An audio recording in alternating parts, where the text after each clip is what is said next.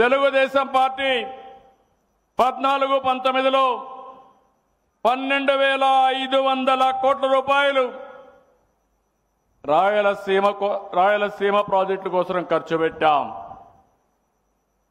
అదే వైఎస్ఆర్ కాంగ్రెస్ పార్టీ వచ్చింది 2,000 కోట్లు ఖర్చు పెట్టారు.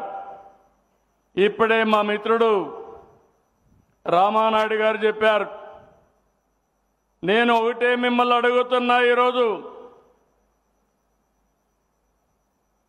పాత రోజులు ఒకసారి గుర్తుపెట్టుకోవాలి.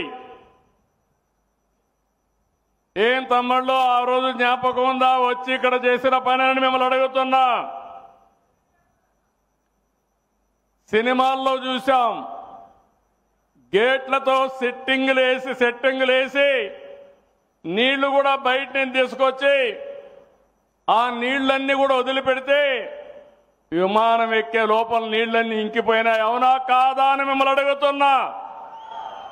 గుర్తుంటే చేతుల పైకెత్తండి. అబద్ధాలు చెప్పడంలో దిట్ట ఆ పార్టీ.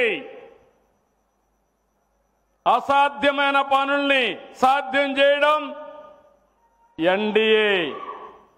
అవునా కాదా అని అడుగుతున్నా. ఈరోజు నీళ్లు వచ్చాయి, జీర్ణించుకోలేకపోతున్నారు కొంతమంది. నేను ఇక్కడి నుంచి పోతానే ఇవి కూడా నీళ్లు ఆగిపోతాయని ప్రచారం మొదలుపెట్టారు. ఒకటే హెచ్చరిస్తున్నా, అది మీ యూఎస్పీ. నా యూఎస్పీ అది కాదు. ప్రతి చెరువుకు నీళ్లిచ్చే బాధ్యత నాది. Please subscribe to Leo News for more videos.